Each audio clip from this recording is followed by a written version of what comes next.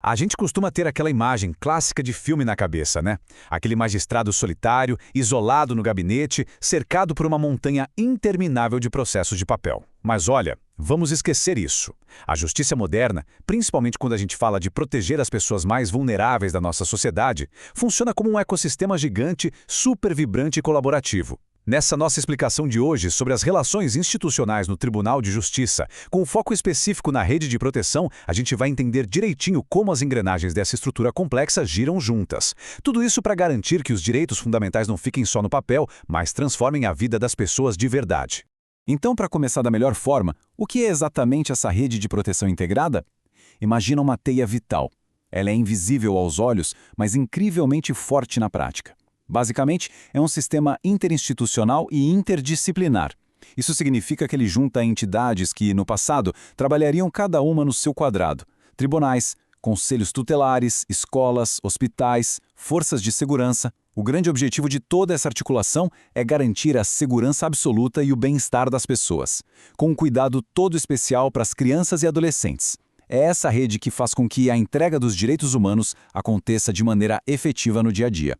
O nosso roteiro de hoje está bem direto e nós vamos passar por 5 pontos. Primeiro, o centro da rede. Depois, a força interdisciplinar.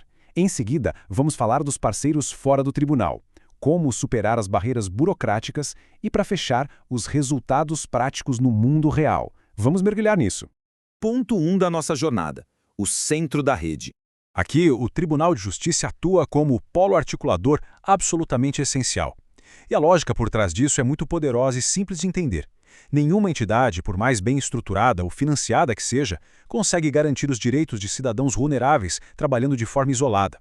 O tribunal funciona como um verdadeiro ímã, atraindo e conectando as várias pontas dessa rede para criar uma frente unida de proteção. O que nos leva ao segundo ponto: a força interdisciplinar. Historicamente, a gente tinha uma perspectiva muito tradicional da justiça. Durante décadas, os tribunais operaram quase que exclusivamente por uma lente estritamente jurídica. Era uma visão isolada, mais fria, baseada puramente na leitura de códigos dentro de salas fechadas. Mas isso entra num contraste gigante com nossa realidade atual, concorda? Hoje, os desafios sociais são extremamente multifacetados, envolvendo traumas, violência, vulnerabilidade econômica. Então, o conhecimento legal puro, sozinho, simplesmente não é suficiente para entregar uma justiça verdadeira.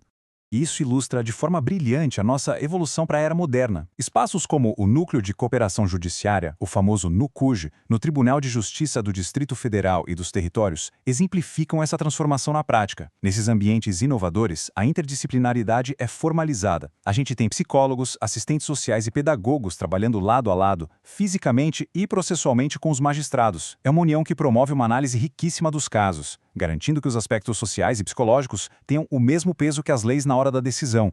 Terceiro ponto da nossa análise: os parceiros fora do tribunal. Aqui, a coisa ganha uma capilaridade muito interessante porque é onde essa teia de suporte especializado toma forma. Temos os conselhos tutelares, que estão lá na linha de frente como guardiões dos direitos da criança.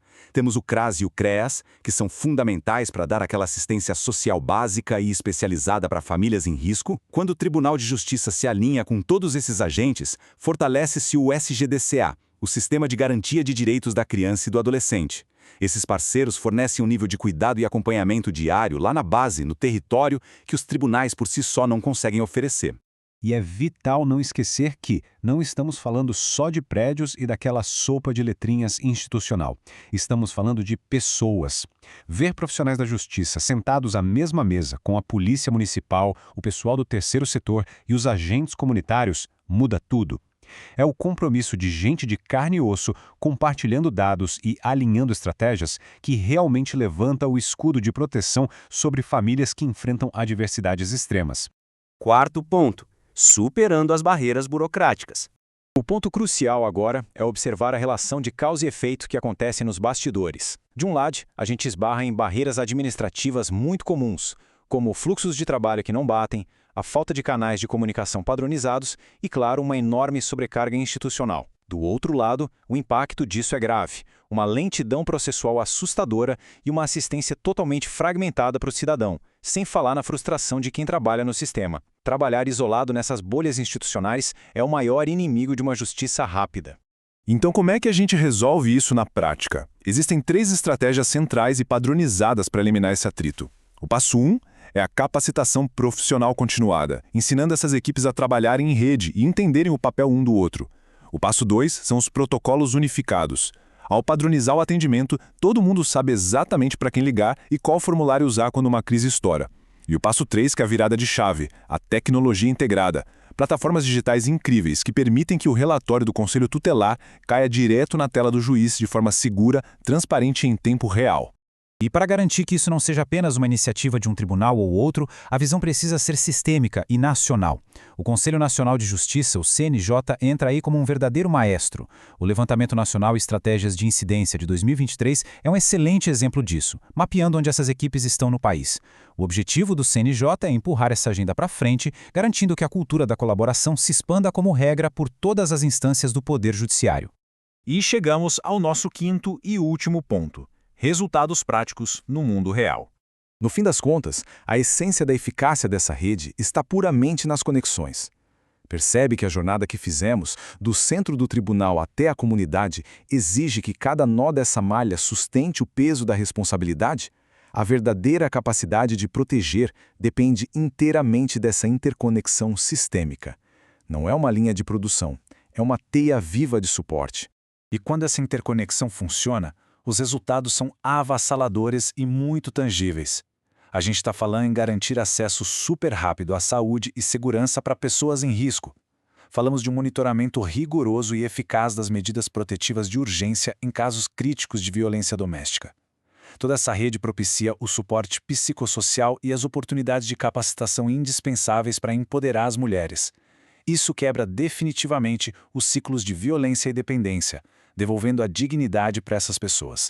No coração de todo esse imenso esforço estrutural, o objetivo supremo é incrivelmente humano: reduzir a revitimização e fortalecer o vínculo de proteção.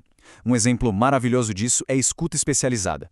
Imagina só, quando a integração é total, uma criança que foi vítima não precisa ficar revivendo o trauma toda hora, contando a história para a polícia, depois para a assistência social e de novo para o juiz.